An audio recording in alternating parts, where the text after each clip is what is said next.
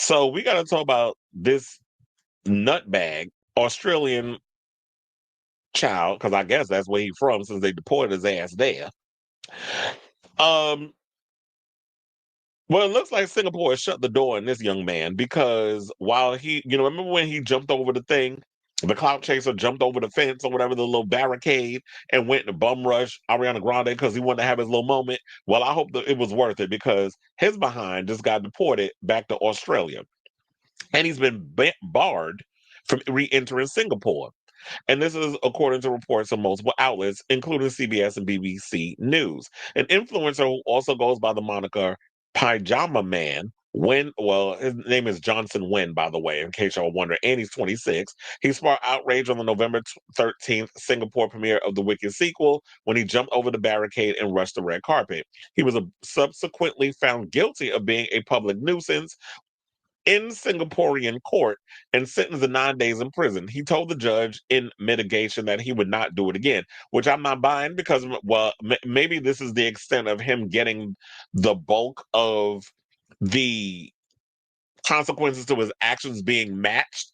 Because I don't know because remember, he's notorious for jumping on people's stages at concerts. He did it to Katy Perry and he did it to a couple of other performers where he jumped on the stage while they're performing and wanted to have his little moment.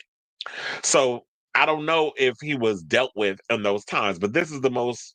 It seems like because just the first time I'm just now hearing of this guy, that this is the most extreme law smackdown situation of what he's done. So now he's talking about he won't do it again, which I didn't believe, and I don't think he'll stop because who knows? Maybe when in Australia somebody will be on a red carpet, and that's a long ass flight too. If you come up from the United States, um, he'll do something else stupid. And maybe he'll get something worse. So I hope the juice was worth the squeeze, and I hope this whole, I hope it was worth it that you did what you did, because now you've been kicked out of a country and you can't even be let back in. Now, footage of the incident saw Wynn grab Grande, who was walking hand in hand with fellow cast members Cynthia Erivo, Michelle Yeoh, and Jeff Goldblum. Yeah, they had to walk hand in hand because between the three of them, they're 150 pounds soaking wet.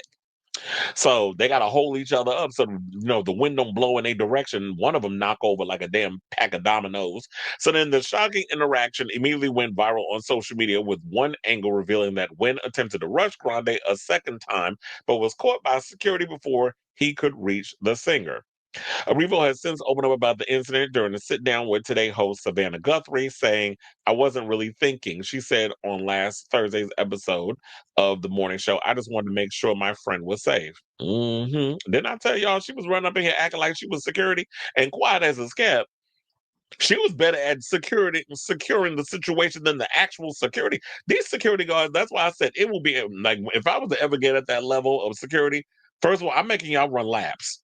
Y'all gonna have to run. I need to know if you can run, if you can actually bum rush MFer, if ever there's a situation where my life is in danger. I need to know y'all got some agility.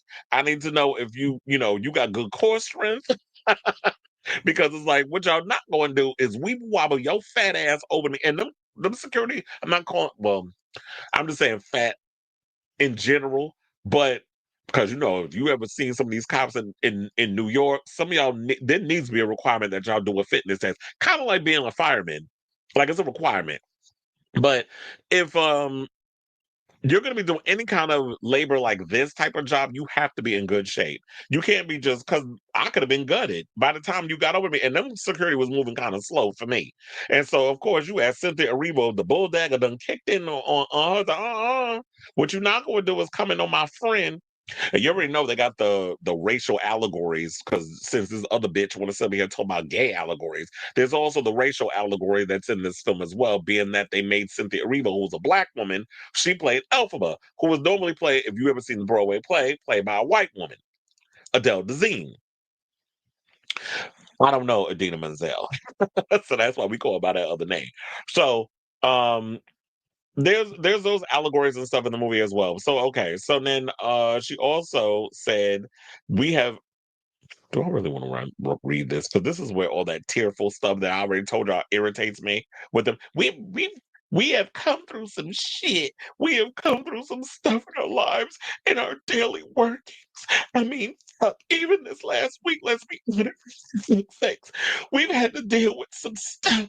And this movie has allowed us to really grow as people, as friends, as sisters, as artists. Truth, I said, girl, keep my fucking line. Like, if you're really trying to vie for this damn Oscar, can you just give it to them already? Because the Razzie performance is sending me. Like, I'm getting so irritated with this whole situation where every time these two wind up in a room together, or every time they do an interview, they either crying, they holding each other's fingers, they literally trying to find ways to stick their hand up under each other's skirt and play with each other's clit. It's just like, can we just, y'all doing too much? Is basically what I'm trying to say. So yeah, there's that. So old boy has been banned from Singapore. Hopefully he learned his lesson. But a lot of you clout chasing thirst buckets that be up on social media looking for a moment, I just don't know if he has learned his lesson.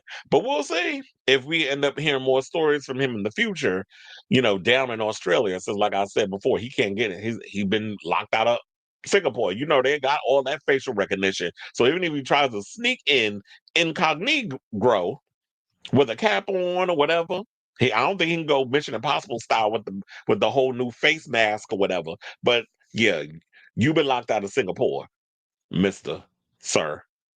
But anyway. I say all this to say, what do you guys think of this story? Of all of it, the box office, the stupid thing with Charlie Kirk's friend had to say about this whole queer allegory in the movie, and the latest on the guy who bum rushed Ariana Grande being deported. I definitely want to hear from y'all, so let me know what you guys think of this long winded story in the comments down below.